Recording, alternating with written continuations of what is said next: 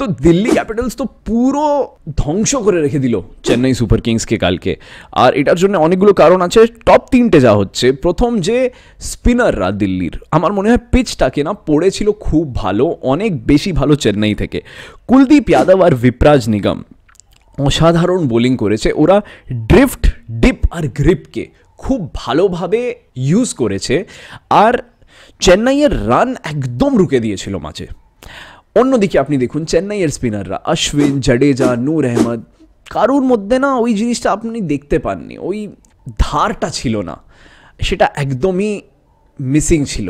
তাছাড়া নম্বর 2তে আসি KL রাহুল, সেই উইন্টেজ KL রাহুল যাকে আমরা সবাই চিনি, যে অরেঞ্জ ক্যাপ জিততো, যে ওপরে ওপেনিং এসে পেটাতো, সেই নিডর ইনিংস ভয় ছাড়া এসে মারা, ওটা আবার দেখেছি। আর দেখুন যখন উনি অন সং, যখন উনি রিদমে আছেন, ওনার চেয়ে ভালো ব্যাটিং আমি দেখিনি কোনো ব্যাটসম্যানকে করতে। ওপেনিংয়ে এসে যে টেকনিক্যালি এত স্ট্রং, সে এভাবে পেটায়, এত ক্লিন হিটস মারে, তো ভীষণ মজা আসে দেখতে KL রাহুল যখন এইভাবে খেলে। এইভাবে যদি খেলে উনি জেতাতে পারেন দিল্লিকে IPL আমার মনে হয়, কেন কি টিম ওদের আছে জেতার মতন এইবার।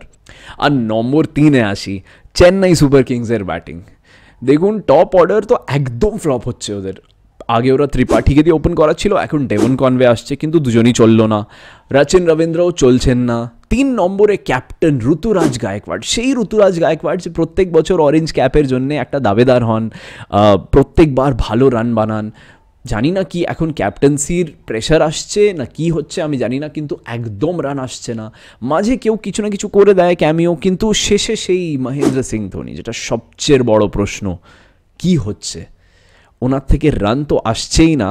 আর যেটা হারা ম্যাচ সেটাতে তো এসে উনি ছক্কা লাগিয়ে দিচ্ছেন, কিন্তু অন্য ম্যাচগুলো না ফাইট দিতে পারছেন না, লড়তে পারছেন না, আর এটা কারুর দেখতে ভাল লাগে না ভারতীয় ক্রিকেটের ফ্যানদের। তো ওনাকে একটা কল নিতে হবে যে উনি কি একটু সাহস দেখিয়ে ওপরে আসতে পারেন, অ্যাটাক করতে পারেন, ম্যাচ জেতাতে পারেন, আর যদি না পারেন তো একটু সাহস দেখিয়ে এবার ছাড়তে হবে ক্রিকেট, আপনাকে অন্যদের চান্স দিতে হবে। কেন কি দেখুন মিমটা চলছে সব জায়গায় যে you either die a hero or you live long enough to see yourself become the villain. ওনাকে এটা একটু সিরিয়াসলি নিতে হবে, কেন কি উনি ভিলেন বেনে যাচ্ছেন এই করতে গিয়ে CSK-এর জন্যে।